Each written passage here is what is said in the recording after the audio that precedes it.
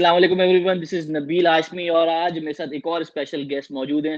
फैसल मिर्जा के साथ जो शो किया था उसको आपने बड़ा जबरदस्त लाइक किया।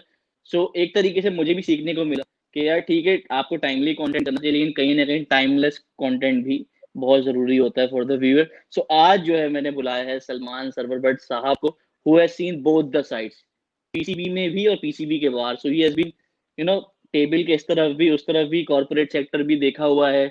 नेशनल T20 जो इतना बड़ा प्रोडक्ट बना है, while he was at ABN AMRO, उसको किस तरह बिल्ड किया, फिर then coming into PCB as managing director, then project head of the PSL deliver करवाई। उसके बाद चलेगा, क्यों चलेगा ये भी पूछेंगे। बट प्राइमरीली अस्सलाम वालेकुम सलमान भाई, first of all welcome to the show. Assalamu alaikum, Nabil. Thank you for having me on the show.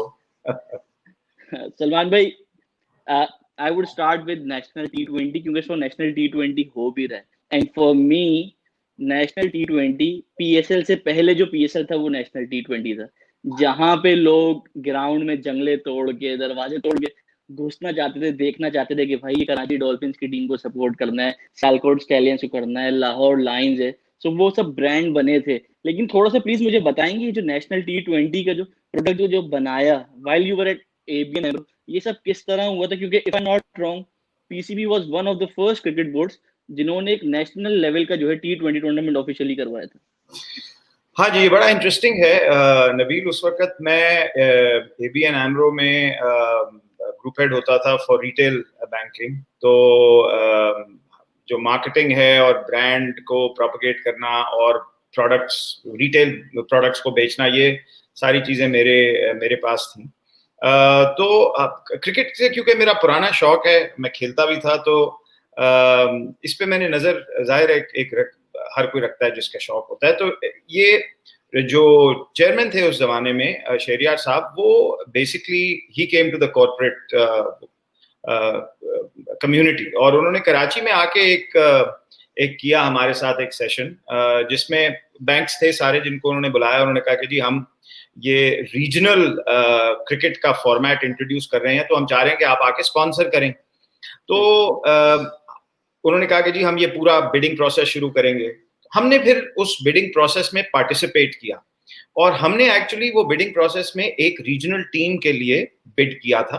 एक रीजनल टीम के लिए एक रीजनल टीम के लिए बिड किया एज एबीएन एमरो। हमने एक रीजनल टीम के लिए बिड किया था, और जब वो बिड हो गई तो मुझे फिर बताया गया कि जी अच्छी न्यूज़ भी है और इतनी अच्छी न्यूज़ नहीं भी है। तो मैंने कहा भाई अच्छी न्यूज़ बताओ। उन्होंने कहा जी रीजनल टीम तो हमारी हो गई, मगर सारी बिडिंग प्रोसेस में बिडर सिर्फ एक ही था, एक ही हम थे। तो इसमें 11 टीमें थी, टाइटल स्पॉन्सरशिप था वगैरह वगैरह। But then hats off to Shahryar साहब, वो लाहौर से कराची आए, उन्होंने आके हमसे मिला, बिकॉज हम इंटरेस्टेड पार्टी थे, हम क्रिकेट में इंटरेस्टेड, और हमें उन्होंने ऑफर किया कि क्यों ना हम टाइटल स्पॉन्सरशिप को देखें। तो उन्होंने फिर हमें बताया कि टाइटल स्पॉन्सरशिप की हम फिर से निकालते हैं और आप बिड करें और देखते हैं अगर आप जीत गए तो देन हमने टाइटल स्पॉन्सरशिप के लिए बिड किया डोमेस्टिक क्रिकेट की, और then we got the title sponsorship. मगर हमारा एक ऑब्जेक्टिव था, हमने बड़ी क्लियरली पीसीबी को बताया था कि हमारा ऑब्जेक्टिव ये है कि हम क्रिकेट की तरफ, डोमेस्टिक क्रिकेट की तरफ आई बॉल्स और फुटफॉल्स को लेके आए, यानी कि लोग जो टीवी पे देखें और स्टेडियम्स में आए। ये हमारा ऑब्जेक्टिव था। तो हमने कहा था कि फिर हम इस प्रोडक्ट को, रीजन्स को ब्रांड करेंगे, और ब्रांड करके उनको मार्केट करेंगे, और इसमें पीसीबी हमारा साथ दे। तो फिर जब वो हमने टाइटल स्पॉन्सरशिप ले ली, उसका सबसे पहला इवेंट जो टाइटल स्पॉन्सरशिप का था, वो वन डे का इवेंट था, जिसको एबीएन एमरो कप के नाम से जाना जाता था। और उसमें आई थिंक फाइनल जो था वो सियालकोट और लाहौर खेला था, मुझे एग्जैक्टली याद नहीं है। मगर उसके साथ साथ एक और भी चीज हुई उसी साल में कि पीसीबी ने, आईसीसी ने पीसीबी को कहा और अपने बोर्ड्स को कि आप T20 का एक इवेंट कराएं अपने डोमेस्टिक कैलेंडर में। तो उसी साल इट वाज आईसीसी जिसने ये कहा था बोर्ड्स को, it wasn't primarily PCB's idea to host the event. No, it was ICC's idea कि जी आप कराएं। तो हमने एक्चुअली, क्योंकि एक वनडे कप कर लिया हुआ था, और टीमों के ब्रांड्स यानी कि बना दिए हुए थे। ये जो आपने उस वक्त देखा, लाहौर लायंस और कराची डॉल्फिन्स और सियालकोट स्टैलियंस और फैसलाबाद वुल्व्स, ये बने हुए थे। T20 में हमें जो एक बहुत बड़ा फायदा हुआ वो ये था कि हमने कहा था कि हमें लाइव कवरेज चाहिए। तो सलमान भाई, जी, if I can stop you just there, ji, like you said कि names बने हुए थे, brands बने हुए थे. So हमने who basically coined them? PCB or the ABN AMRO? Okay, we sat. The idea of coining names was ABN AMRO's idea. ठीक है, हमने कहा था कि ये ब्लूज और वाइट्स और ग्रीन्स जो है ये लोगों के साथ ये रेजोनेट नहीं करते ना, तो हमने कहा कि ये we'll have to give them names जिनके साथ लोग कनेक्ट करें। तो फिर हमने एक्चुअली ये एबीएन एमरो के हेड ऑफिस में बैठ के पीसीबी के टीम के साथ हमने पूरा रिसर्च किया और eventually we came up with the animal world, जिसमें ये सारे नाम जो थे ये कॉइन हुए, इनके फिर हमने ब्रांड्स बनाए और फिर उसको हमने डेवलप किया। इन नामों को भी कैच, यानी कि नामों को लोगों के जहन में बैठने में 1-2 सीजन लगे। यानी कि जब सियालकोट स्टैलियंस ने 2-3 सीजन जीत लिए तो फिर लोगों के दिमाग में सियालकोट स्टैलियन बैठना शुरू हुआ और फिर लाहौर लायंस। अच्छा, जब हमने पहले ये नाम बनाए थे तो मुझे याद है कि पहली दफा, और हमारा ये सक्सेस, हमने इसको एज अ सक्सेस देखा कि लेटर टू द एडिटर के सेक्शन में डॉन में किसी ने आर्टिकल लिखा कि भाई आपने ये क्या नाम बना दिए हैं, आपने लाहौर को लायन दे दिया और उसको स्टैलियन दे दिया और हम कराची जो है हम डॉल्फिन बन गए, ये हमें डॉल्फिन क्यों बना दिया, हमें शार्क बनाना चाहिए था या एलिगेटर बनाना, ये आपने क्या कर दिया। इसका मतलब है कि लोगों का इंटरेस्ट आना शुरू हुआ कि टीमों के नाम बन रहे हैं और लोगों ने देखना शुरू किया। तो एक और चीज मैं नबील आपको बताऊं, उसमें यह था कि हमने जब रिसर्च की जाके कि भाई ये डोमेस्टिक क्रिकेट जो है इसकी तरफ लोग क्यों नहीं आते, इसको क्यों नहीं देखने आते, तो हमने लोगों से जाके जब पूछा तो हमें एक फीडबैक मिली कि जी, अगर हमने पूछा कि अगर हो रहा हो हर साल ये फर्स्ट क्लास क्रिकेट और ये आप जाके देखेंगे, उन्होंने कहा जी हम तो देखेंगे, इसमें पाकिस्तानी प्लेयर खेलते हैं और टॉप प्लेयर्स भी खेलते हैं। तो हमने कहा ये तो हर साल होता है। उन्होंने कहा जी होता तो है, मगर हमें मैच होने के बाद पता चलता है अगले दिन सुर्खियों में टूर्नामेंट हो गया। सही कह रहे हैं, ना कोई बिल्डअप होता है ना कोई कुछ होता है, हमें तो पता ही नहीं होता। तो फिर हमने ये पूरी मार्केटिंग स्ट्रेटजी उसमें इन्वॉल्व की, जिसके बाद आपको जाके T20 के जो इवेंट पहला हुआ लाहौर में, वो तो आपको पता है, अगर आपको याद है, 26,000 का पूरी कैपेसिटी है उस स्टेडियम की, और फाइनल में वो 30,000 बंदा तो होगा अंदर, if I'm not wrong। Salman भाई, वनडे कप हो गया, जिस तरह आपने कहा कि जो हमारा फर्स्ट टेस्ट था दैट वाज वनडे कप, टीमों के नाम भी कॉइन कर लिए, अब नेशनल T20 की तरफ कैसे गए? सो नेशनल T20 जो है वो आईसीसी ने सारे बोर्ड्स को मैंडेट किया उस साल कि वो एक नया इवेंट इंट्रोड्यूस करें T20 का। तो पीसीबी ने भी वो इवेंट रीजनल टीम्स के साथ इंट्रोड्यूस किया। ठीक है, अब वो रीजनल टीम्स के साथ जो रीजनल टीम्स जो ब्रांडेड टीम्स थी, इन्हीं के साथ वो इंट्रोड्यूस हुआ और हमने फिर ये डिसाइड किया कि ये इवेंट लाइव होगा। जो 10 स्पोर्ट जो था वो उसके पीसीबी के साथ उनका एक जो तय हुआ था कि 20% कवरेज वो डोमेस्टिक को देंगे। तो वो 20% जो टाइम था वो फिर यूटिलाइज हुआ ये नेशनल T20 को कवर करने में। और यही ब्रांड्स जो थे, आई थिंक उस जमाने में 11 टीमें थी, ये 11 टीमों के ब्रांड्स जो थे, इन्हीं ब्रांड्स के नीचे ये 11 रीजन्स खेली। और ब्रांड हमने क्यों किया? ब्रांड हमने इसलिए किया बिकॉज देखिए, ये लाहौर ब्लूज और लाहौर वाइट्स और कराची ब्लूज और वाइट्स, ये इनके साथ लोग जुड़ते नहीं थे। जब हमने इन ब्रांड्स को क्रिएट किया तो साथ ही लोगों का जो है वो ओपिनियन आना शुरू हुआ कि जी ये हमें आपने डॉल्फिन क्यों बना दिया और ये एलिगेटर क्यों नहीं बनाया, और लाहौर वालों को आपने लायंस बना दिया। ये रिस्पॉन्स आना शुरू हुआ। इसका मतलब है कि लोगों का ध्यान आना शुरू हुआ। दूसरी चीज ये थी कि हमने जब ये सीखा लोगों से कि जी हम हर साल, अगर आप मैंने जैसे आपको बताया कि रिसर्च जब की तो पता चला कि लोगों ने कहा कि जी हमें तो पता ही नहीं चलता कि ये इवेंट हर साल कायद-ए-आज़म ट्रॉफी होती है या वनडे होता है, हमें तो नहीं पता।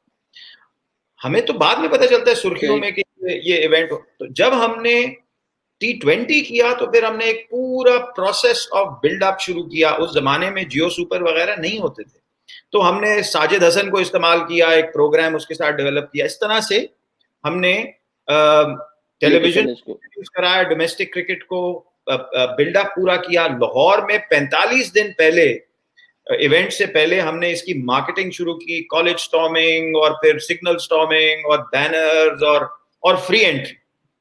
तो उसमें हमने रिजल्ट ये देखा कि पहले दिन, अच्छा इंटरेस्टिंग चीज ये थी कि 10 स्पोर्ट का जो क्रू कवर कर रहा था उसमें रमीज राजा भी था, मंजरेकर भी था और ये और प्लेयर्स भी थे।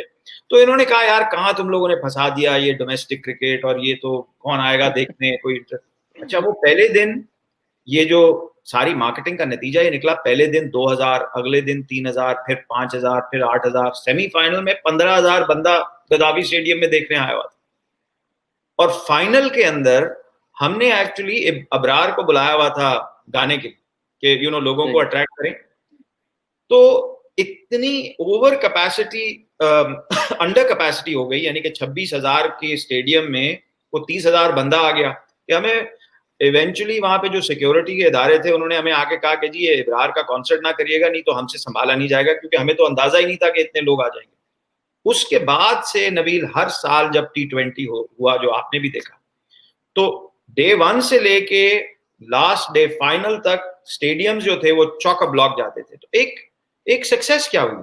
एक सक्सेस ये हुई कि डोमेस्टिक क्रिकेट की तरफ लोगों का ध्यान आना शुरू हुआ, जिसकी वजह से डोमेस्टिक प्लेयर्स की तरफ आना शुरू हुआ। सिर्फ 11, 12, 15 पाकिस्तान के प्लेयर नहीं, उनमें बाकी प्लेयर्स को भी एक्सपोजर मिलना शुरू हुआ। बिल्कुल, मुझे याद है कि लोग जो है लिटरली एक ख्वाहिश होती थी कि यार कराची डॉल्फिन्स की, कराची ज़ेबरास की, Lahore Eagles, Lahore Lions, Quetta Bears, Hyderabad Hawks, इनकी कहीं से टी-शर्ट मिल जाए कि हम पहन के घूम लें।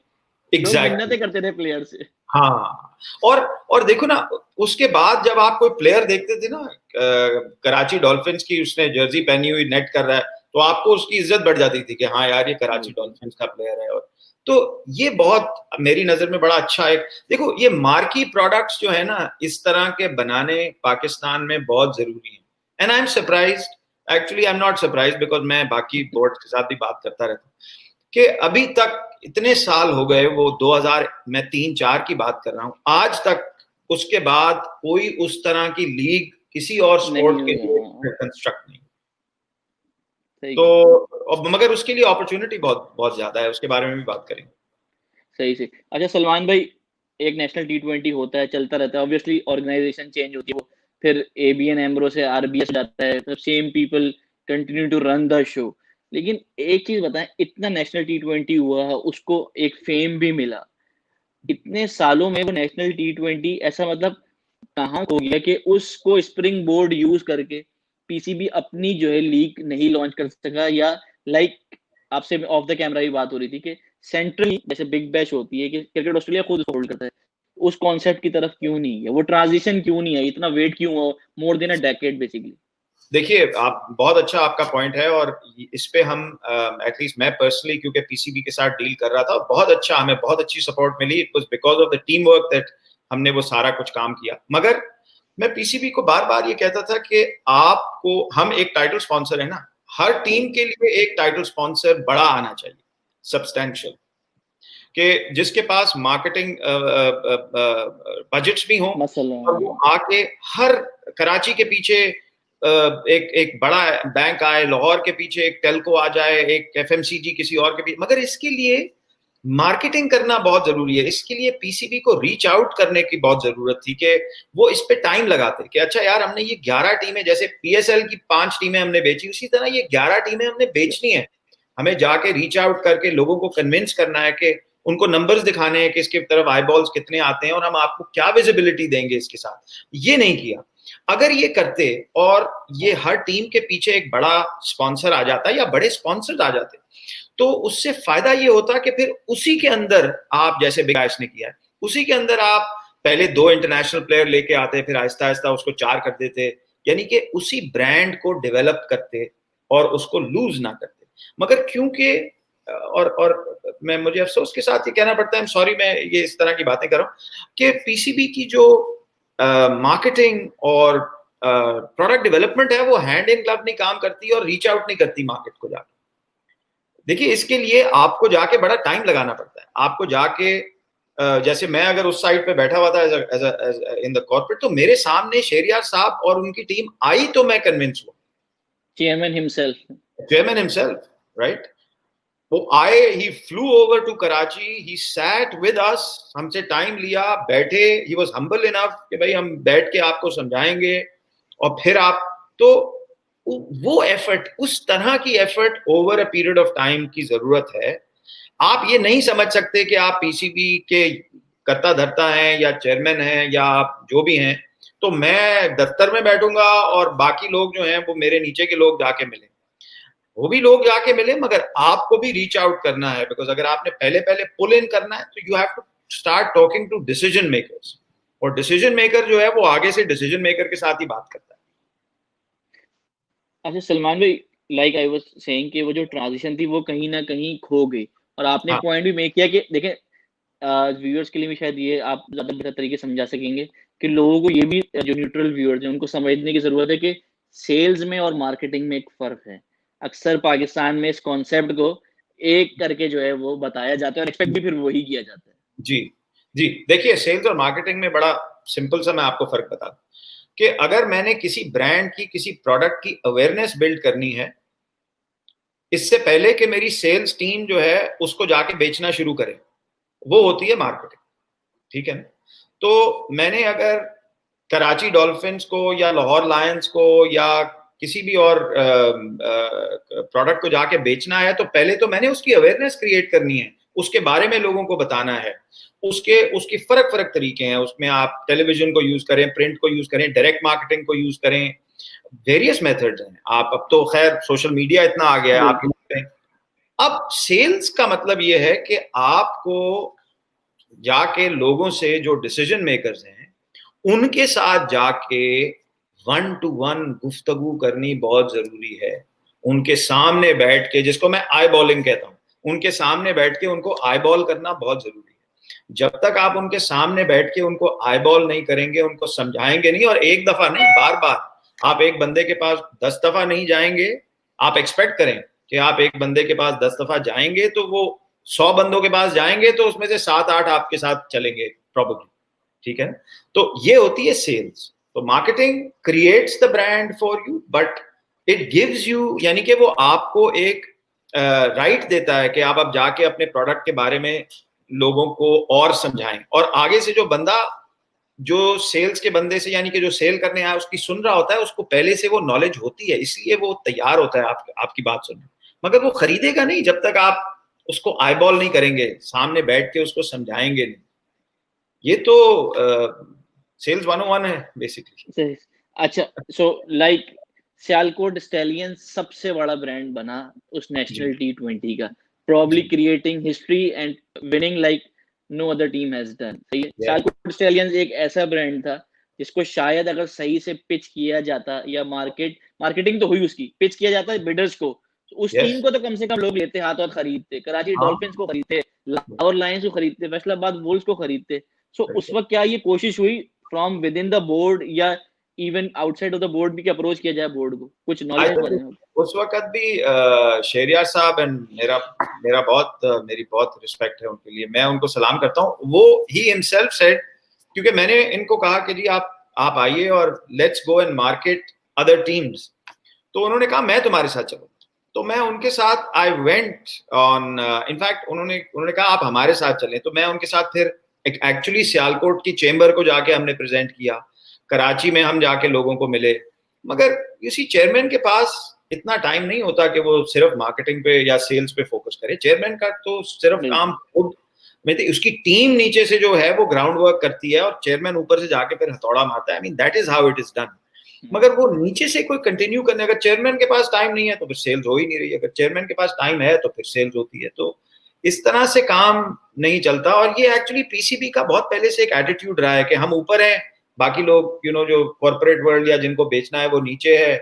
तो एक हाई हैंडेडनेस रही है, वो हाई हैंडेडनेस जो है वो हटनी चाहिए, एक दूसरे स्पेक्ट्रम से, एक फर्क एंगल से अब इनको आके कॉर्पोरेट पाकिस्तान के साथ, इनफैक्ट बाकी भी जो इनके बायर्स हैं ऑफ राइट्स, उनके साथ इनको गुफ्तगू करने की जरूरत है। हाई हैंडेडनेस से अब वो वक्त नहीं रहे कि अच्छा, वो जिस वक्त आप शेखर साहब के साथ गए, ऑब्वियसली लाइक यू सेड कि हमने पिच की, लोगों से मिले, उन टीम्स को कि आए, आके या तो टाइटल स्पॉन्सर बने या उनको लें। सो रिस्पांस कैसा था? लूक वार्म था या बिल्कुल ही अच्छा रिस्पांस नहीं आया या बहुत अच्छा था, क्या? हाँ, तो हम पहली दफा गए तो पूरा चेंबर जो था, चेंबर सियालकोट का, वो पूरा आया हुआ था देखने, यानी कि उनके, सो इंटरेस्ट बहुत ज्यादा था, राइट। बट हम गए एक दफा थे, right? तो हाँ, दोबारा वो एफर्ट नहीं हुई जो होनी चाहिए थी। हाँ, तो वो एक दफा आप मिलते हैं उन वहां पे, फिर हमने जब प्रेजेंटेशन के बाद हमने चाय की तो लोगों ने हमसे सवाल पूछे, बातें की, तो इंटरेस्ट Yeah, था। मगर अब आपको आगे लेके जाना है उसको। इसी तरह बिल्कुल। कराची में इंटरेस्ट था, बट आगे नहीं हम लेके गए। मैं आपको ये बताऊं कि हमारे स्पोर्ट्स प्रोडक्ट्स, बाकी स्पोर्ट्स तो खैर है ही, बट क्रिकेट का भी प्रोडक्ट जो है वो अंडरसोल्ड है अभी अभी भी भी। नहीं, तो फिर इसमें इसमें अब मैं दूसरी तरफ आऊंगा, ठीक है ना? अभी मेरा काउंटर आर्ग्यूमेंट है, now I have been at a franchise as well. ठीक है, जी, आप कहीं ना कहीं कहते हैं कि आपकी शायद एफर्ट उस लेवल पे ना हो, लेकिन कहीं ना कहीं एक तरीके से कोल्ड रिस्पॉन्स भी है सलमान भाई, आप ये माने, कॉर्पोरेट वर्ल्ड की तरफ से भी। शायद अब वो चाहे ओके। जान के इग्नोर करें या कुछ भी है, बट जैसा रिस्पॉन्स होना चाहिए टूवर्ड्स द ओनली गेम जिसकी वजह से पाकिस्तान पूरा यूनाइट होता है। ओके, बहुत अच्छा सवाल आपने आपने किया। देखिए, आप जब एक फ्रेंचाइज रन करते हैं तो फ्रेंचाइज की जो अग्रीमेंट है वो आपको क्या राइट देती है? आपको राइट देती है कि आप उसको आप कहते हैं ना परपेचुटी में दे दें मुझे। yeah. परपेचुटी का मतलब क्या है कि ये फ्रेंचाइज मेरा हो गया, अब मैं इसको चलाऊंगा, इसको मार्केट करूंगा, इसकी मार्केटिंग करूंगा, इसकी अवेयरनेस बढ़ाऊंगा, और फिर उसके थ्रू मैं अपने रेवेन्यू स्ट्रीम्स को बढ़ाने की कोशिश करूंगा। ये है जो राइट फ्रेंचाइज को मिला हुआ है। मगर होता क्या है नबील, आपको भी पता है, 3 महीने पहले सारी टीमें जाती हैं, ड्राफ्ट से पहले बातें होनी शुरू होती हैं, ड्राफ्ट के वक्त जो है वो पीक होती है, और सिर्फ उस पीक को यूटिलाइज किया जाता है बस, और वो टूर्नामेंट होता है, और टूर्नामेंट के बाद सब खत्म हो जाता है। अब होता क्या है कि हर फ्रेंचाइजी जो है वो जाके, क्योंकि उसने फ्रेंचाइज फी पूरे साल के लिए दी हुई है, तो वो उसकी कॉस्ट को कवर करने के लिए प्लस प्लेयर की कॉस्ट को कवर करने के लिए स्पॉन्सर के पास जाता है, और स्पॉन्सर को कहता है मुझे 5 मिलियन दे दें, 2 मिलियन दे दें, 3 मिलियन दे दें। स्पॉन्सर 1 साल 2 साल तो चलो उसके हाई में चल जाए, बाद वो कहता है यार मैं $2 मिलियन तुमको क्यों दे रहा हूँ 2 महीने के लिए या 1 महीने के लिए? मुझे तो वो वैल्यू चाहिए जो कि मैं 2 मिलियन तो मैं पूरा साल लगाऊं अपनी मार्केटिंग में, तो मुझे वैल्यू मिलती है। आप मुझे पूरे साल की क्या एक्टिवेशन दे रहे हैं? अच्छा, अराउंड द ईयर प्लानिंग है। एग्जैक्टली। तो फ्रेंचाइजी का काम ये होता है कि वो सोचे, उसका काम क्या है? फ्रेंचाइजी का काम ये फॉलोइंग डेवलप करे, फॉलोइंग डेवलप करके अपने आप को, अपने ब्रांड को एक्टिवेट रखे पूरे साल, फर्क मीन से, ठीक है, और फिर प्रोडक्ट्स एंड सर्विसेज डेवलप करे जो कि वो, जिनको वो मोनेटाइज कर सके, बेचे, ठीक है। तो मुझे बताओ आप, अब आज तक कितनी फ्रेंचाइजीज ने ये किया? एसेट डेवलपमेंट पे तो यकीनन कहीं ना कहीं काम होने की जरूरत है, जो रेगुलर आप कर सकें। कलंदर, जैसे लाहौर, हाँ, लाहौर कलंदर्स ने एक अपना प्रोग्राम बनाया है जो कि वो रेगुलरली समहाउ और दी अदर एफर्ट करके करते हैं। But I think yes, you are right कि एसेट डेवलपमेंट ओवरऑल फ्रेंचाइजी की तरफ से कहीं ना कहीं एक लैकिंग है। लेकिन अगर जो कॉर्पोरेट स्ट्रक्चर पे जो मेरा सवाल है कि अगर चले फ्रेंचाइजीज भी नहीं आ रहे, लेकिन अगर पाकिस्तान क्रिकेट को देख लें और उनकी सीरीज देख लें इन जनरल, सर्टेन स्पॉन्सर्स हैं जो कि एसोसिएट होते हैं, अभी भी द बिग गाइज या जो बिग ऑर्गेनाइजेशन है वो फिर भी नहीं है। मैं पीएसएल को भी साइड पे, पीएसएल को भी साइड पे कर दें, पाकिस्तान क्रिकेट तो पूरे साल हो रही है। बहुत अच्छा पॉइंट है आपका। पाकिस्तान क्रिकेट को बहुत साल एक ही ब्रांड ने किया स्पॉन्सर, फिर उससे पहले बहुत साल एक और ब्रांड ने किया स्पॉन्सर, एक ब्रांड लेके चलते, बिल्कुल, ठीक है। और वो ब्रांड के पास जाहिर है उसका एक बजट है, उस बजट से वो आगे नहीं जाते थे, एक पर्टिकुलर अमाउंट। पेप्सी की अगर मुझे if I am not wrong 2 million, $2.25 million की स्पॉन्सरशिप थी एटलीस्ट, जो मुझे याद। टेलीनॉर की स्पॉन्सरशिप बांग्लादेश की जो थी वो इससे कई हद ज्यादा थी, ठीक है। तो आपको याद है टेलीनॉर जब बांग्लादेश टीम को स्पॉन्सर करता था, तो पाकिस्तान टीम से ज्यादा पैसे देता था टेलीनॉर बांग्लादेश को, ठीक है। तो इसका क्या मतलब हुआ? इसका मतलब ये हुआ कि एक हमने ब्रांड पकड़ा हुआ था, हम जाके एक तो आगे इसको और ब्रांड्स को इंट्रोड्यूस नहीं कर रहे थे, या हमें को डर था कि समहाउ हम किसी और ब्रांड से मिलेंगे तो ये ना चला जाए, और ये अगर चला गया तो हम और ब्रांड पता नहीं लेके भी आ सकते हैं कि नहीं। एक तो ये। अच्छा, दूसरी चीज मैं आपको बता, पीएसएल को आके किसने स्पॉन्सर किया? एचबीएल ने। एचबीएल ने आज एचबीएल पीएसएल के लिए कितने पैसे देता है? तो खैर मार्केट $5 मिलियन देता है साल के। पाकिस्तान टीम को स्पॉन्सर करने के लिए जो 2 ब्रांड्स लगे हुए हैं वो दोनों को मिला लें तो मुझे लगता है $5 मिलियन नहीं मिलेगा पूरे साल के लिए।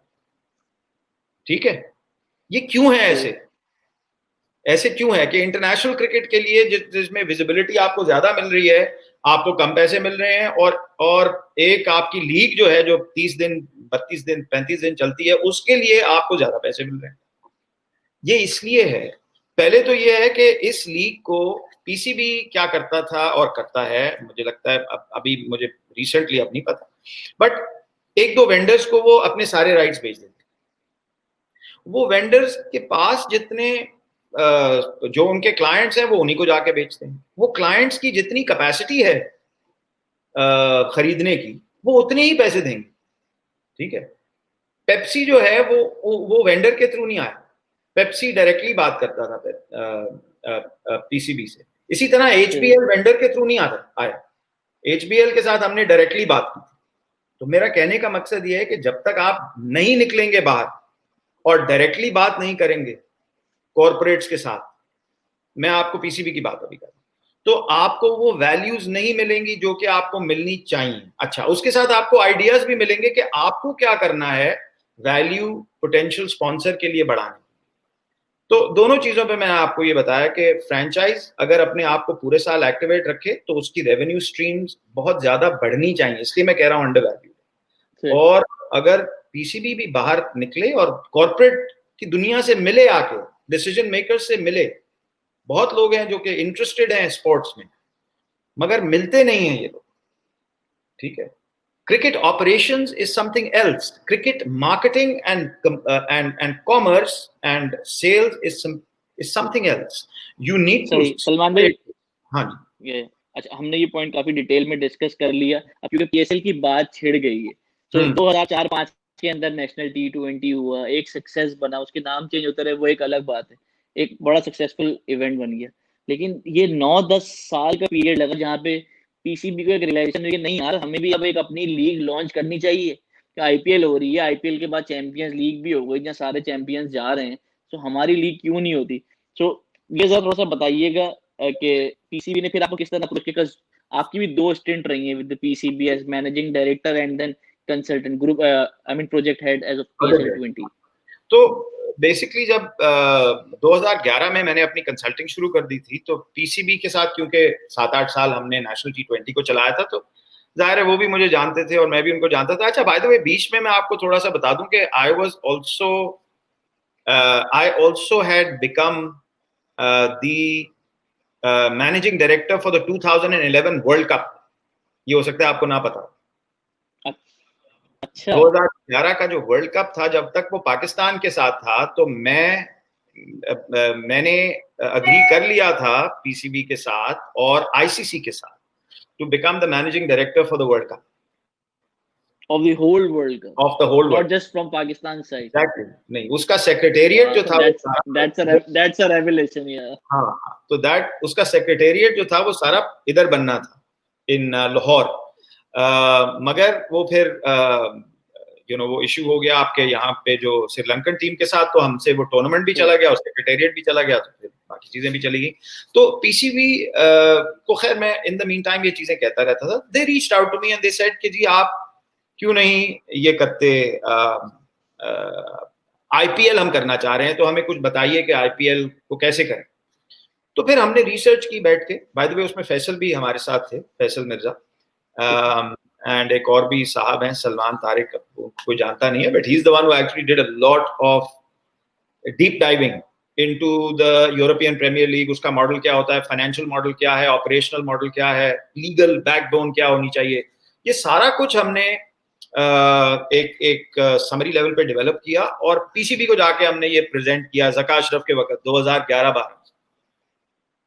उस जमाने तक लोग, कोई आके कहता था कि जी पीएसएल की वैल्यू $10 मिलियन है, कोई कहता था $5 मिलियन है, कोई कुछ, किसी को पता नहीं था वैल्यू आ कहां से रही। तो हमने फिर इनको कहा कि जी ये खाका है, इस खाके पे जब काम करेंगे तो वैल्यूज निकलेंगी हमें। तो फिर उन्होंने हमें कहा ज़का अशरफ के वक्त कि आप आइए और हमारे साथ बैठिए और इस पे काम कीजिए। तो फिर हमने आई थिंक सितंबर में जाके हमने उनके साथ काम शुरू किया और वो प्रोडक्ट एक्चुअली, ये जो पीएसएल आप अब देखते हैं, ये लॉन्च हो चुका हुआ था उस वक्त, अगर आपको याद है। बिल्कुल। और दो दफा टेक ऑफ करने की कोशिश की, लेकिन वो finally I think third time जो है वो जाके फिर एक्चुअली सब्सटैंशियली जो मैंने एक दफा हमने लॉन्च किया था पहले ज़का अशरफ के वक्त, प्रोडक्ट यही था, मगर वो इलेक्शन आ गए तो फिर उन्होंने पीछे से पुल कर लिया, और भी उसमें वजूहात थे जो मैं I don't want to go into details, but उन्होंने पुल कर लिया पीछे से। तो जाहिर है फिर इन्होंने, नजम सेठी साहब जब आए, उन्होंने कहा कि भाई ये मैं पीएसएल करना चाहता। तो देन दे गॉट, उन्होंने मुझे बुलाया, मैंने उनको प्रेजेंट किया जाके कि जी ये काम हुआ। उनको यही नहीं पता था कि काम हुआ क्या हुआ इसमें। फिर मैंने उनको जाके ब्रीफ किया। फिर वो टीम जो थी वो एक, जिस डगर पे मैंने उनको या हमने उनको सजेस्ट किया था कि इस ऑप्शन पे नहीं जाना चाहिए, आउटराइट सेल, उन्होंने वो आउटराइट सेल के ऑप्शन पे जाना शुरू कर दिया। तो मुझे देन तो आपका इनिशियल आइडिया क्या था कि सेंट्रली होना चाहिए बोर्ड को? ये जो अब चल रहा है, इसी तरह हमने ज़का अशरफ के वक्त किया था, और इसी तरह ही फिर नजम सेठी के वक्त भी यही हुआ कि हमने सेंट्रली सारे राइट्स को रख के तो खुद बेचा। अब देखिए ना, अब इसकी अपसाइड किसको आती है? पीसीबी को आती है ना। अगर ये आउटराइट सेल कर देते तो अपसाइड थोड़ी ना आनी थी पीसीबी को। इनको तो एक मिनिमम गारंटी मिलता रहना था हर साल, और अपसाइड जो थी वो बिकता रहता वो। हाँ, अच्छा, और सारा रिस्क भी इनका होना था कि इनके, अगर जिसने लिया है वो चला ना पाए तो लोग इन्वेस्टर को कहाँ याद रखते हैं? लोग तो पीसीबी को याद रखते हैं। बिल्कुल। सो आप बेसिकली ये कह रहे हैं कि इनिशियली पीएसएल के जहन में ये था कि यार चलो हम 10 रुपए में अपनी लीग आगे बेचते हैं, आगे जो भी इन्वेस्टर जितना चला फ्रेंचाइज को, वो भले 15 रुपए कमाए लेकिन कोई और कर ले और हमें एक सर्टेन अमाउंट मिल जाए हर साल का। ये जब फिर से इन्होंने करने की कोशिश की ना ज़का अशरफ के वक्त, तो हमने आउटराइट सेल नहीं कहा था। हम इसको डू इट योरसेल्फ, इसको कहते हैं डीआईवाई। तो डू इट योरसेल्फ फ्रेंचाइज हम कर रहे थे। सेठी साहब के वक्त इन्होंने आउटराइट सेल करने की कोशिश की। फिर मुझे किसी ने, somebody reached out to me, I said कि यार ये तो मैं तो अग्री नहीं करता इसके साथ। फिर उन्होंने कहा कि जी आप आके हमसे बात कीजिए। ये भी एक मैं आपको बताऊं कि मैंने फिर जाके, मुझे शहरियार साहब, सलमान भाई, जिस ज़का अशरफ के साथ आप काम कर रहे थे, if I am not wrong, जहाँ तक मुझे थोड़ा सा याद पड़ता है, हारून लोरगार्ड की भी फिर इन्वॉल्वमेंट हुई थी, वो कंसल्टेंट आए थे। तो क्या उस वक्त में उनका आना क्या जरूरी था? मतलब किस वजह से उनको जो है वो फिर लाया गया था? देखिए, हारून लोरगार्ड का मेरी नजर में, I have a lot of respect for Haroon Lorgat. I think he is one of the best administrators of cricket that I have met अभी तक। उनको क्रिकेट ऑपरेशंस की भी समझ है, बट उनको मार्केटिंग की और ऑर्गेनाइजेशनल स्ट्रक्चर्स की और ये काम कैसे करते हैं बहुत समझ है। और ये मैं आपको इसलिए बताऊं बिकॉज मैंने डायरेक्टली उनके साथ काम किया ज़का अशरफ साहब के वक्त, और हमने बहुत रातें लगाई बिकॉज हमारा टाइम डिफरेंस बहुत था। तो कई दफा मेरी रात हुई होती थी, कई दफा उनकी रात हुई होती थी। तो हम हर बारीकियों में जा जाके चीजों को हम डिस्कस करते थे कि स्ट्रक्चर्स क्या होने चाहिए, ये क्या होना चाहिए, वो क्या होना। तो उनका बहुत नॉलेज था और उन्होंने बहुत सारा वो नॉलेज इम्पार्ट किया हमें, और उसकी बेसिस पे he was one of the, वो जो जिसको आप कहते हैं ना इंटेलेक्चुअल कैपिटल्स, जो हमें मिले, और उन्होंने हमें मदद की इस लीग को खड़ी करने में। तो मुझे वो वैल्यू, इनफैक्ट और किसी को नजर आए ना आए, मुझे वो बहुत वैल्यू नजर आई, और मैं आज तक ये कहता हूँ कि तो उनके साथ फिर मिलके हमने ये डेवलप किया। और मगर वो भी अग्री करते थे कि आउटराइट सेल नहीं होना चाहिए, वो अग्री करते थे कि डू इट योरसेल्फ होना चाहिए। अच्छा, ये वाला पॉइंट हो गया, ठीक है। आप समझते हैं हारून लोरगार्ड की उस वक्त जरूरत थी। ये नाम है पीएसएल, जी, जका श्रॉफ के वक्त में लॉन्च ना हुई हो, बट ये जो पीएसएल का नाम था, ये कॉइन उस वक्त हुआ था। तो ये हो गया। पाकिस्तान सुपर लीग मतलब कैसे हुआ, विद पीसीबी कॉइन हुआ, बाहर से कोई सजेशन आई थी? क्योंकि उस वक्त ये था कि जी आईपीएल है तो शायद ये भी पाकिस्तान प्रीमियर लीग होगी, लोगों ने कहा था नहीं कुछ अलग नाम के साथ जाना चाहिए।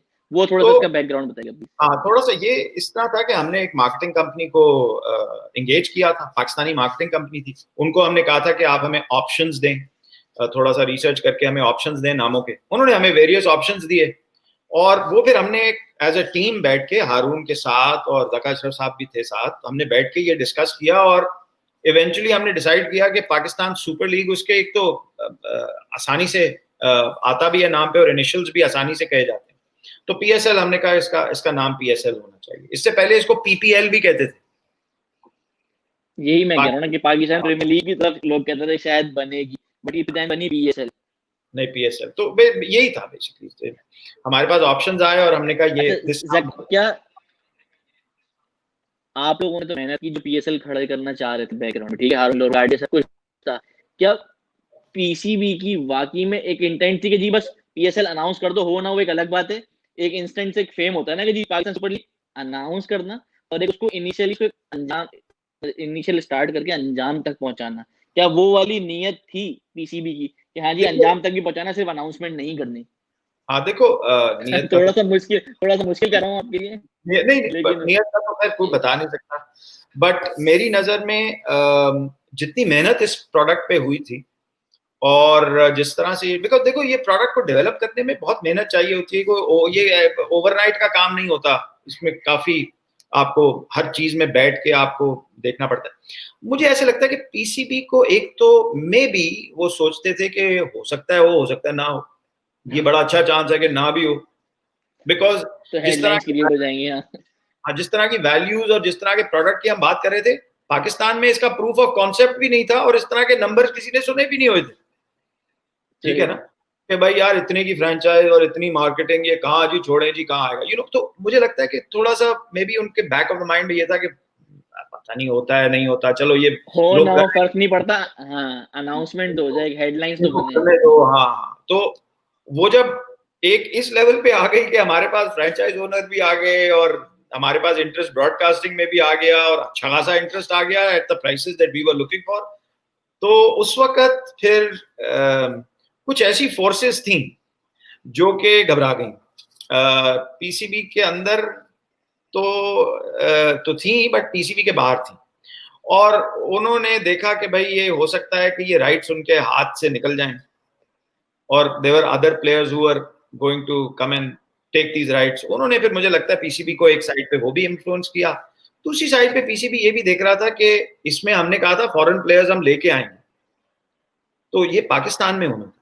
तो सिक्योरिटी के उस वक्त जेन्युइन इश्यूज भी थे। बिल्कुल तो बिल्कुल। आई थिंक गवर्नमेंट ने भी ये सोचा होगा, आई वुड अस्यूम कि ये सिक्योरिटी इशू ना बन जाए। इलेक्शंस, वो 2013 में हाँ इलेक्शन खड़े हो रहे थे, तो उन्होंने कहा कि यार ये हमें इशू ना बन जाए, तो वो फिर उन्होंने वहां पे हमें रोक दिया। और हारून लोरगार्ड इसमें बहुत मायूस हुए, बाय द वे। वो आए, he flew in to talk to the chairman, but Zaka Ashraf. जी ज़का अशरफ से वो बात करने आए, और बट वो डिसीजन हो चुकी हुई थी। खैर वो डिसीजन हुई तो then we all packed up and हम चले गए। फिर जब नजम सेठी चाह रहे सब कुछ थे, हाँ हाँ, एक काम किया, एक होता है ना कि यार इतनी मेहनत की लेकिन वो चीज पहुंचा नहीं सके लोगों तक जिस तरह पहुंचाना चाह रहे थे, बड़ी मायूसी होती है। So obviously like you said कि we pack the bags and then we went, लेकिन इतना आसान नहीं होता उसको इमोशनली गेट ओवर इट। फिर वो टाइम किस तरह गुजारा, और जब दोबारा से पीसीबी से कॉल आई, चाहे सेठी साहब हो या सुभान भाई जिसने भी आपको किया हो कि जी दोबारा आए, इसको दोबारा रिज्यूम करना है, तो वो कैसा मोमेंट वो था? कैसे हुआ? अच्छा देखो, जाहिर है क्योंकि एक प्रोडक्ट बनाया था और पीसीबी बार बार इसके बारे में बात करता था, और ये हुआ ऐसे कि जब नजम सेठी आए तो मुझे एक फोन कॉल आई, और मेरे एक मेंटोर हैं मेरे बैंकिंग इंडस्ट्री से, जो उनके बड़े अच्छे दोस्त भी हैं, उन्होंने मुझे कहा कि यार ये सेठी साहब जो हैं वो करना चाह रहे हैं, आप आके उनसे मिलें। तो मैं then I flew down to Lahore and मैंने फिर उनको जाके एक प्रेजेंटेशन की। उसमें सेठी साहब थे, डॉक्टर सलमान शाह थे, और ये सीनियर बैंकर थे, इनके साथ फिर मैंने बैठ के इनको मैंने बताया कि हुआ कैसे, ये कैसे हो। सेठी साहब ने कहा कि जी हाँ, हम ये करना चाह रहे हैं और आप लोग तैयार रहें। और तो उसके बाद फिर मैं देखता रहा, मीडिया में मैं देखता रहा कि जी ये इस तरह उस तरह करना चाह रहे हैं। फिर आउटराइट सेल की जब बात आई तो then somebody contacted me from the PCB कि आप आके ये आउटराइट सेल हम करना चाह रहे हैं, आपको कमेटी को हेड कर लें। तो मैंने कहा यार आउटराइट सेल तो मैंने कभी कहा ही नहीं है कि मैं, it's not, it's something I don't agree with, तो मैं तो इस कमेटी को नहीं देख सकता। उन्होंने कहा अच्छा फिर आप आके ऐसे करें, शहरयार साहब से बात करें। तो then I went and spoke to Shahryar साहब, और फिर मैंने उनको समझाया कि ये आउटराइट सेल जो आप कर रहे हैं, ये आप अपने सबसे ज्यादा, पाकिस्तान का सबसे ज्यादा वैल्यूएबल प्रोडक्ट से आप हाथ धो बैठे, तो why would you want to sell this asset to just anyone. तो फिर उन्होंने मुझे कहा कि आप ऐसे करें कि आप मेरी टीम से मिलें। फिर मैं मैं 2 हफ्ते बाद जाके सेठी साहब और उनकी, सुभान भी था वहां पे, और CFO भी थे, 7-8 लोगों की टीम थी, और ये अपने दिमाग में बहुत प्रिपेयर्ड थे कि इन्होंने आउटराइट सेल करनी है। बट हमने फिर बैठ के वहां पे, मेरे पास तो जो लॉजिक था वो मैंने लॉजिक उनको बताया वहां पे। वो सेठी साहब ने उस 1.5 घंटे की मीटिंग में he understood, and he told my self and Shahryar साहब, ही सेड कि जो आप बात कर रहे हैं वो makes a lot of sense, तो मुझे नहीं लगता हमें आउटराइट सेल करनी चाहिए। देन उन्होंने मुझे अगले दिन फिर बुलाया। फिर उन्होंने मुझे कहा कि यार आप जो हैं, आप कहते तो हैं आप लोगों ने बहुत काम किया, ये कहाँ है काम। तो मैंने कहा ये तो मैं आपको सब कुछ दे के गया हुआ था। तो उन्होंने कहा अच्छा मुझे तो, मेरे पास तो नहीं है ये चीजें। तो लकीली मैं अपने साथ ये सारी इंफॉर्मेशन लेके गया हुआ था उनके पास। फिर मैंने उनको अपने पहुंचाई नहीं गई, उन्हें पहुंचाई नहीं गई थी या दिखाई नहीं गई थी। हाँ, तो फिर मैंने उनको वो बैठ के सारी इंफॉर्मेशन दिखाई। उन्होंने कहा यार ये तो बहुत सारा काम हुआ है, ये तो मुझे पता ही नहीं है। देन फिर इन्होंने रेप्यूकॉम को जाके इन्होंने एंगेज किया, बिकॉज इनको रेटिफिकेशन चाहिए थी। हम तो पाकिस्तानी थे, इनको रेटिफिकेशन चाहिए थी बाहर से, कि कोई इंटरनेशनल कंपनी आके कहे कि हाँ यार ये बिल्कुल ठीक है, जैसे है ये वैसे ही होना चाहिए, या इसमें चेंजेस करें। फिर रेप्यूकॉम के साथ मैंने बैठ के और इनके कुछ लोगों ने बैठ के काम किया, जिसमें शोएब भी थे जो अब PSL देखते हैं। तो हमने फिर बैठ के रेप्यूकॉम को सारी फीडबैक दी, जो भी हमने डेवलप किया था। फिर मैंने बेसिकली रेप्यूकॉम को बताया, और रेप्यूकॉम ने बेसिकली वही चीज विद 15-20% रिफाइनमेंट्स वो वापस दी, बट प्रोडक्ट वही था, और उन्होंने उसको रेटिफाई किया। और फिर जुलाई ऑफ 2015 फिर हम मिले, जुलाई ऑफ 2015 में दुबई में, और उधर फिर बैठ के डिसाइड हुआ कि इसका ऑपरेशनल स्ट्रक्चर क्या होगा। फिर मुझे सेठी साहब ने कहा कि जी आप इसके प्रोजेक्ट मैनेजर बन जाएं। तो मैंने कहा ठीक है जी। तो मैं फिर मैं आके इनके साथ बैठा, और इनके साथ हमने फिर, जिसमें फैसल भी शामिल हुए, और फिर हम बैठ के फिर हमने इस प्रोडक्ट को रिकंस्ट्रक्ट करके फिर बेचा। तो जिसमें फिर जिसमें आप लोग, ऑब्वियसली ये मैंने फैसल भाई से भी पूछा था कि on the face of it मैं भी चाहूंगा कि अगर मैं कोई चीज बेच रहा हूँ तो मैं उसकी मैक्सिमम वैल्यू करूं, और एक होता है कि यार ये कहूँ सब अच्छा है, हाँ अंदर से मैं घबरा नहीं रहा। तो इनिशियली एक सबके माइंड में ये था कि यार हाँ ये भी आ रहा है लेने, ये भी आ रहा है जी, चलो लेने, चीजें 5 हैं, खरीदार शायद 30-35 हो। लेकिन on the actual day of judgment of the PSL, जहाँ पे टीमें बिकनी थी, वहां पे लोग बड़े कम थे। सिंस आई नो कि आपने, फैसल भाई ने और लोगों ने, साहब ने पर्सनली जाके लोगों को मिले, घंटों घंटों प्रेजेंटेशन दी, समझाया। सो वो कितना स्ट्रेसफुल था, और जो असल रियलिटी एकदम से निकली थी before teams went out, like Faisal भाई सेड आधे घंटे में 40 मिनट मैसेज हो गया, तो यकीन नहीं आया था। वो सारा बताइए। बिल्कुल। तो देखो मैं एक एक करके बताता हूँ। पहले आते हैं हम ब्रॉडकास्टिंग पे बहुत बड़ा माफिया है ब्रॉडकास्टिंग की दुनिया, आपको पता है। और ब्रॉडकास्टर्स चाहते हैं कि ये लीग जो है ये वो खुद ले ले सारी की सारी। तो ब्रॉडकास्टिंग में वही माफिया फिर से खड़ा हुआ, और बेसिकली वो आए बिड करने हमारे पास, और उन्होंने बिड जो है वो 1/5 ऑफ द प्राइस पे वो बिड की। लकीली जो ब्रॉडकास्टर बिड कर रहा था वो डोमेस्टिक राइट्स के लिए कर रहा था, और इंटरनेशनल राइट्स के लिए एक और भी हमारे पास बिडर था, और उसने इंटरनेशनल राइट्स के लिए वही बिड किया जो हम मांग रहे थे। तो हमने इनको कहा कि जी आपको शर्म नहीं आती कि आप PSL के लिए बिड करने आ रहे हैं और आप ये वैल्यूज लेके आ रहे हैं। बिकॉज हमें पीछे की स्टोरी पता थी, ये पता थी कि ब्रॉडकास्टर ये चाह रहा था कि इस प्रोडक्ट को फेल कर दे, ऑन द ब्रॉडकास्टिंग टेबल और आके इसको उठा ले और खुद ओन करे एज अ होल लेके फिर उसको सेल आउट करे। उधर में हमने फिर सब ने बहुत मेहनत की, बट मैं पीसी सेठी साहब को सलूट करता हूं because he was like a man on a mission. उन्होंने सर नीचे किया, उन्होंने कहा ये आर या पार मैंने जो है ये प्रोडक्ट करके ही देना है, और इसमें अगर ये माफिया मेरे सामने खड़ी होती है तो I will find a way to do it. तो फिर उसमें you know he collaborated with people, और फिर इवेंचुअली हमने ब्रॉडकास्टिंग राइट्स एक मीडिया बायर को दी, और वो मीडिया बायर ने हमसे उसी प्राइस पे उठाए, लगभग close to what we had wanted to. वो शायद लोगों को आई थिंक बताना बड़ा जरूरी है, that was something totally out of the box, never done in Pakistan cricket के पीसीबी खुद जाके मिनट्स खरीद लिए, सारे फ्रीज कर लिए, एंड देन उसकी एक value you know it was an arrow in the dark, jump in the dark, arrow in the dark, बोलते हैं यार कोई ना कोई आएगा हम ले लेते हैं, प्लीज हम ऑन करते हैं। बट ये देखो कि जिसने खरीदे उसने उससे 4 गुना ज्यादा पैसे बनाए, और वही मीडिया बायर जो है वो उन्होंने आके फिर से उसके 3 गुना ज्यादा पैसे फिर से बिड किए, यानी कि $12 मिलियन के 3 साल के लिए खरीदे थे, और फिर वही प्रोडक्ट $36 मिलियन का खरीदा आके अगले 3 साल के। तो पैसे उन्होंने बनाए थे तो फिर आगे खरीदे। मगर ये क्यों किया? ये इसलिए किया क्योंकि पूरे का पूरा एक माफिया जो था उसको तोड़ना भी था। और यहाँ पे मैंने उस वक्त भी सेठी साहब को कहा था, अब भी मैं कहता हूँ कि ये ना होता तो पीएसएल प्रॉबेबली फिर से हमें मुश्किल में पड़ जाती। तो ही रियली टुक। दूसरी चीज जो सेठी साहब ने की, और सॉरी मैं थोड़ा सा डाइग्रेस कर रहा हूँ, वो ये था कि जो पीसीबी की जितनी पॉलिटिक्स थी ना, क्योंकि हम तो देखो वी आर टेक्नोक्रेट्स, हम पॉलिटिशियंस नहीं, तो पीसीबी की जितनी भी पॉलिटिक्स थी वो सेठी साहब ने essentially just did away with, and he took care of the politics, और हमें उन्होंने अपना काम करने दिया। तो ये बहुत जरूरी था कि जो सेठी साहब काम कर रहे थे वो काम होना बड़ा जरूरी था, बिकॉज वो हमारे लिए वैल्यू एड। अच्छा, अब आते हैं फ्रेंचाइज पे।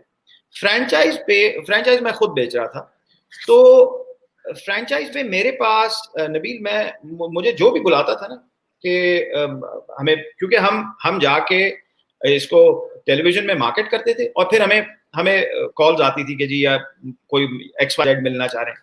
आई यूज्ड टू इंश्योर कि मैं हर एक को जाके आई बॉल करूं।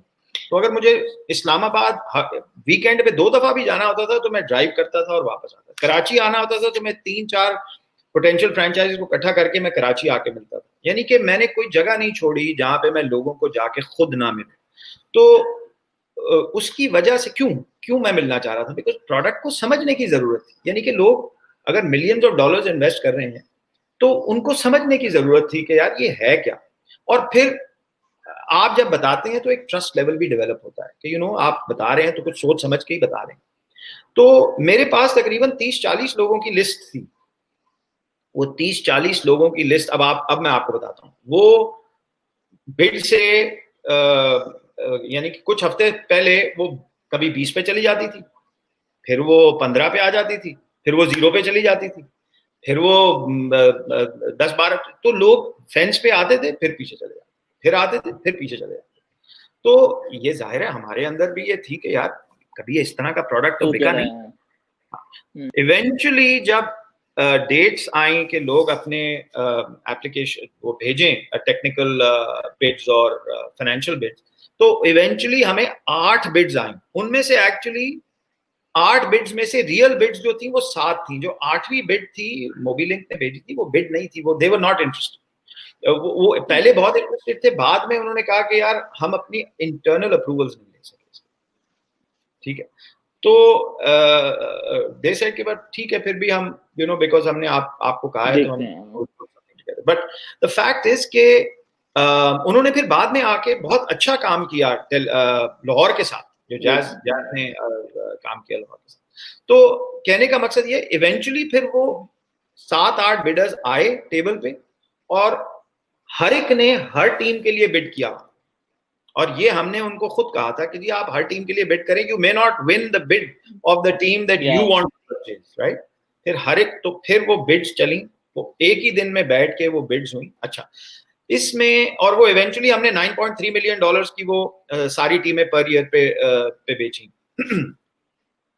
अंदर लोगों को पीपल थॉट के यार ये $5 लाख की भी एक टीम बिक जाए तो बहुत बहुत बड़ी बात है। अच्छा, ये लोग रेफरेंस कहाँ से ले रहे थे? ये लोग रेफरेंस ले रहे थे कि यार कोई रीजनल टीम तो 2.5 करोड़ रुपए की खरीद नहीं रहा, तो पीएसएल की टीम कहाँ से कोई खरीद लेगा इतनी? जबकि जब हम they were not realizing the actual value of the product they were going to sell. Absolutely. तो हम लोगों को जो जाके बताते थे वो हम बताते थे कि इसका पोटेंशियल क्या है। तो जब हम पोटेंशियल बताते थे तो देन लोगों को समझ में आती थी कि हाँ यार हम तो ये कर सकते हैं, ये समझ में आता है। मार्केटिंग स्पेंड पाकिस्तान में जो थी वो $450 मिलियन की थी उस वक्त, और उसका मतलब है 5% भी स्पोर्ट की तरफ नहीं आता था। तो वी सेड कि ये इतना बड़ा प्रोडक्ट बनाएंगे तो 10% भी ले आए तो look at the amount of money coming into sport, right. और आज भी मैं इसलिए कहता हूं कि ये इवेंचुअली फिर वो बिक गई। और मुझे इनफैक्ट पीसीबी के लोगों ने कहा कि जी हम नहीं एक्सपेक्ट करते थे कि ये इस वैल्यू पे बिक जाएंगी, आप ये कह रहे थे तो हम तो नहीं एक्सपेक्ट कर, आपका मतलब ये कि हमारी टीम ये कह रही। तो इवेंचुअली जी मैं एक बात है नबील, मैं इवेंचुअली मैं क्यों कहता हूं आज भी कि ये अंडर वैल्यूड है, क्योंकि आपको पता है आप पीएसएल के साथ इन्वॉल्व हैं। मीडिया वैल्यू पीएसएल की कितनी थी? लास्ट पीएसएल की 215 मिलियन की वैल्यू थी। मोनेटाइज कितना होता है इसमें से? $50 मिलियन। ठीक है, बेसिकली कहीं ना कहीं लाइक यू सेड और उसको मैक्सिमाइज कर सकते हैं, जो उसकी अभी भी जो ग्रोइंग पोटेंशियल है, शायद उसको एट द हाईएस्ट लेवल या ऑप्टिमम लेवल पे नहीं हो रहा, मगर फ्रेंचाइजीज चली गई, इवेंट डिलीवर हो गया। व्हाट हैपेंड कि सलमान सरवर बट अलग हो गए पीएसएल से। हाँ, ये बड़ा इंटरेस्टिंग है, और हम अलग नहीं होना चाहते थे टू बी ऑनेस्ट। एक इतना प्रोडक्ट हमने मेहनत से बनाया और इस पे इतना दिल लगाया, एक बंदे का अटैचमेंट होती है, और हमारा एक विजन था हमारी टीम का, फैसल का, मेरा और भी लोग। तो हम इसको आगे लेके जाना चाहते थे, और हमारी नजर में काम तो अब शुरू हुआ था।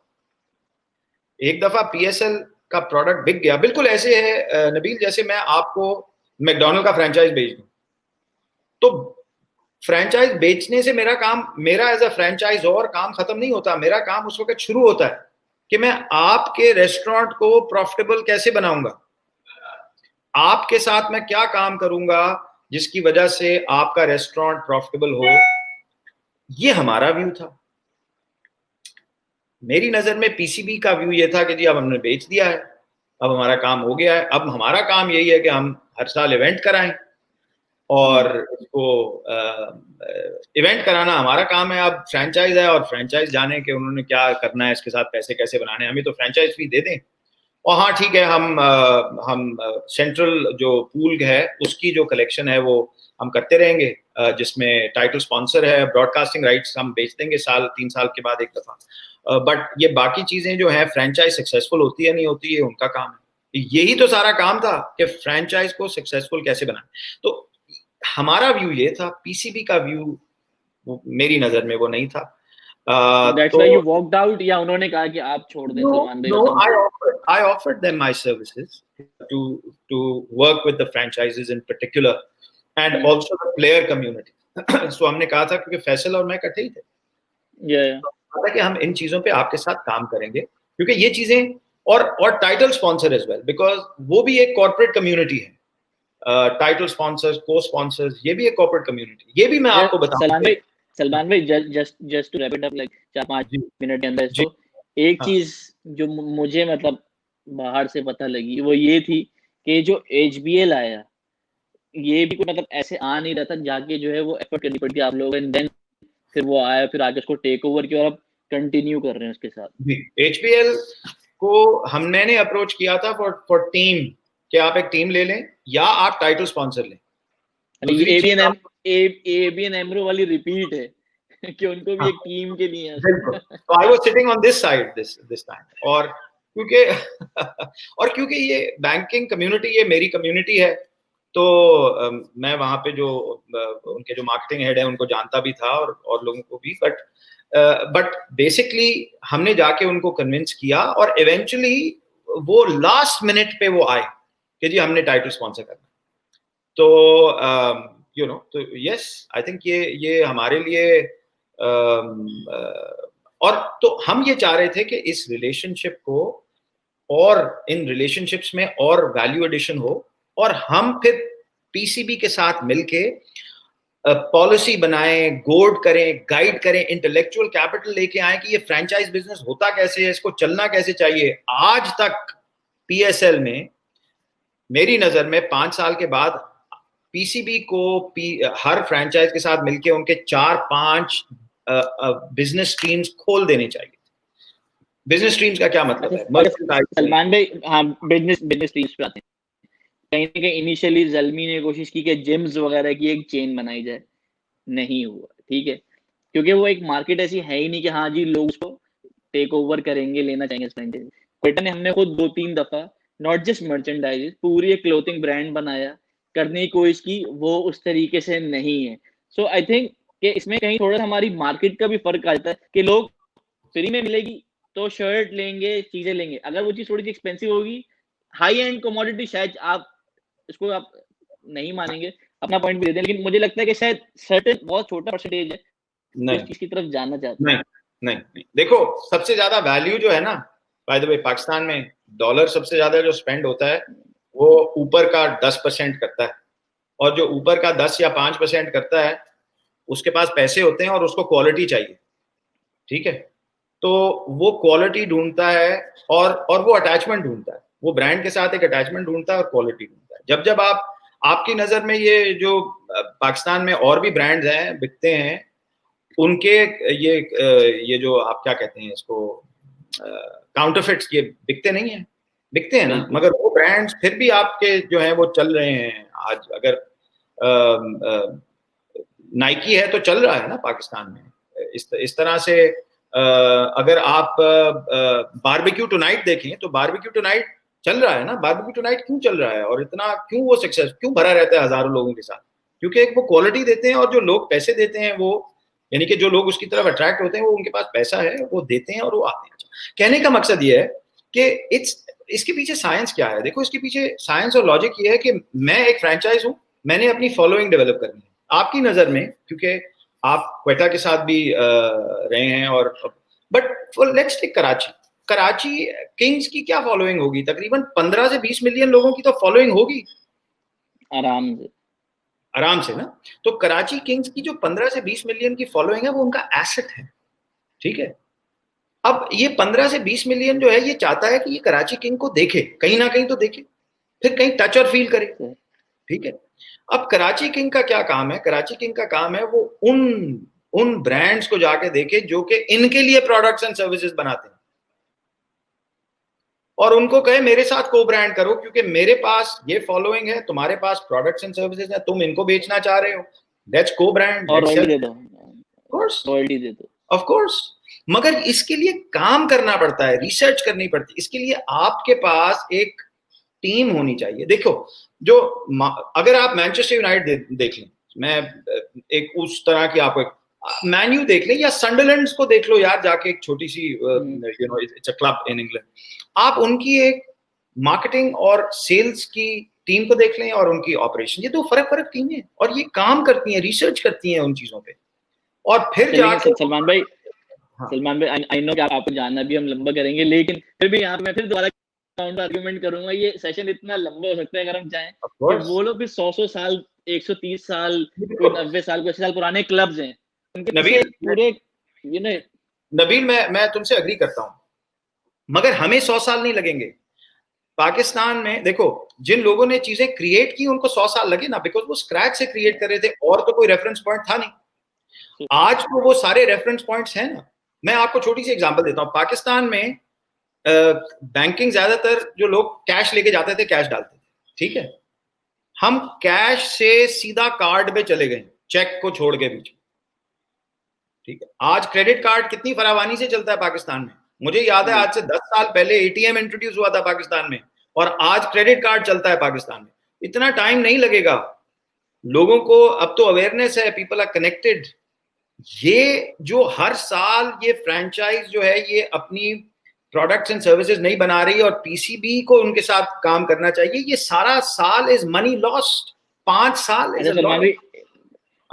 बस आप, क्योंकि I know you have to rush as well, जाना है आपने मुझे फिर भी 5 मिनट ज़्यादा दे दिए। लास्ट क्वेश्चन करूंगा, मेरे जहन में आया है और मैं बिल्कुल वो चाहूंगा भी ना, जिस वक्त ये टीम्स बिक रही थी, मैं ये पर्सनली फील करता हूँ, बहुत से लोग चाहते होंगे पाकिस्तान में, न्यूट्रल भी, कि यार सियालकोट की भी टीम हो, क्योंकि सबसे ज्यादा दफा चैंपियन बने वो, ठीक है, उन्होंने रिकॉर्ड क्रिएट किया था, फैसलाबाद बुल्स था।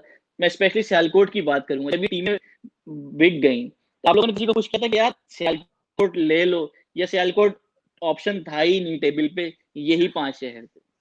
ओके, उस वक्त हमने सबसे बड़ी मार्केट्स देखी, ठीक है ना, तो उस वक्त हम और हमने कहा था कि जो टीमें हैं ना जो पहले सक्सेसफुल हुई हैं, जहां से जैसे सियालकोट है, फैसलाबाद भी बहुत सक्सेसफुल टीम थी, इनमें हम सेकंड स्टेज में आएंगे, ठीक है। पहली स्टेज में let's get the bigger markets, तो हमने बड़ी बड़ी सिटीज को पकड़ा, बिकॉज वहां से ही फॉलोइंग बनती है ना, कराची, लाहौर, तो मेजर पहले हमने सिटीज को, फिर हमने जोड़ना भी था ना, मुल्क को जोड़ना भी था इस प्रोडक्ट पे, तो प्रोविंशियल लेवल पे गए हैं।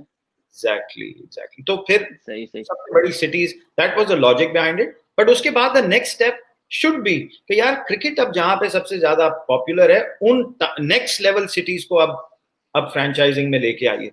बट होपफुली मुल्तान की टीम आ गई है, तो कहीं ना कहीं जो लोग देखना चाहते हैं कि यार सियालकोट की जरूर फ्रेंचाइजी फैसलाबाद की, वो हमें देखने को मिलेगा। लेकिन सलमान भाई, घंटा पूरा हो चुका है, पता भी नहीं चला, आपके साथ 1 घंटा इतने आराम से जो है वो गुजर गया। मैं श्योर कि इतनी सारी और बातें जो मैं कहना चाहता था कि दूसरी स्पोर्ट्स की फ्रेंचाइजीज क्यों नहीं खड़ी हुई, लाइक कॉर्पोरेट वाले लेवल पे मैंने आपसे बात की थी, लेकिन वो नहीं हो सकी। But thank you so much Salman भाई फॉर योर टाइम, और जितनी डिटेल में आपने जवाब दिए।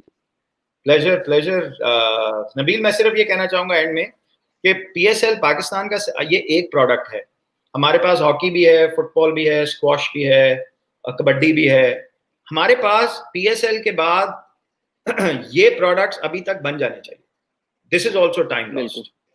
और आई थिंक मैं आपके हम बात कर रहे हैं तो ये कहूंगा कि the government should look at this, it is at a government level. ये फेडरेशन